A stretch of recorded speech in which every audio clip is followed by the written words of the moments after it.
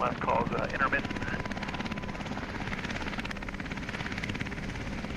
Just down to the bottom there. Okay. Kind of close to Caribou with the IP.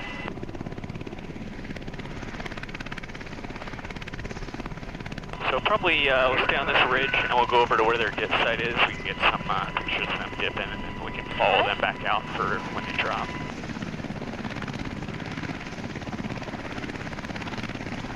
There's no keys coming back across here.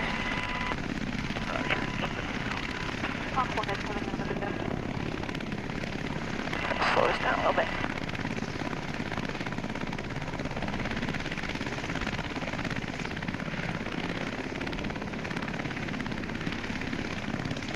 So I imagine they're doing traffic back at us here. And I barely see, can you come up just a little bit for me? Side up here. You got a crew down below as well. Some dump.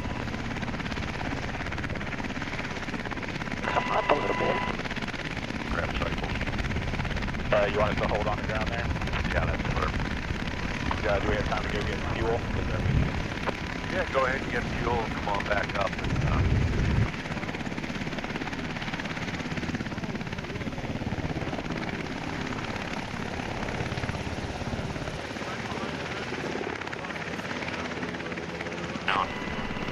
Yeah, I will switch. As soon as they come back, I'll flip around behind them. On 1 Hawk 2 or stag left, we'll pass behind you when you make the left.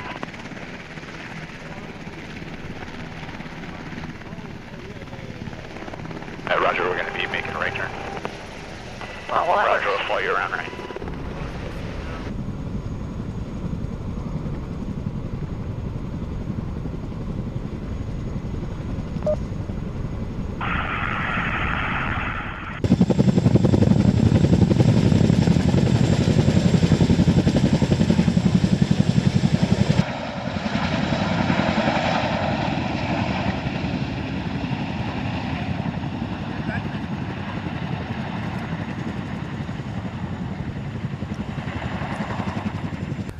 We had done this, the Colorado Aviation Summit was something that had been intentionally put in place kind of years ago to help develop the relationship between the National Guard and a lot of the other entities around Colorado. The United States Forest Service, the BLM, the Bureau of Indian Affairs, the Colorado Division of Fire Prevention and Control, multiple local fire departments, jurisdictions, counties, recognizing that there's a really powerful group of folks and resources here, and that's the National Guard. They're a very task and multi-diverse sort of group, and they do all kinds of stuff. And one of the things that they requested was for some further training was how to effectively communicate with firefighters on the ground and get some practice dropping water, utilizing buckets onto wildland fires. So we created a large simulation. This was back in May of this year. We were out at Longmont. We worked at Button Rock Reservoir with many of the same units that are here today, same aircraft, same flight crews. So there's a personal relationship now with the folks in the air and many of the folks on the ground. I personally worked with many of these folks through that training.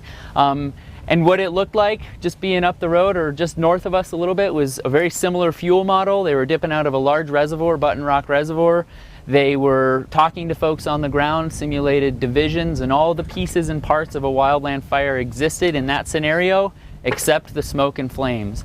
So now it all comes together. They have the smoke and flames, and everything makes sense. And so they've really incorporated incredibly smoothly into the effective firefighting mission that's going on the Cold Springs fire. Going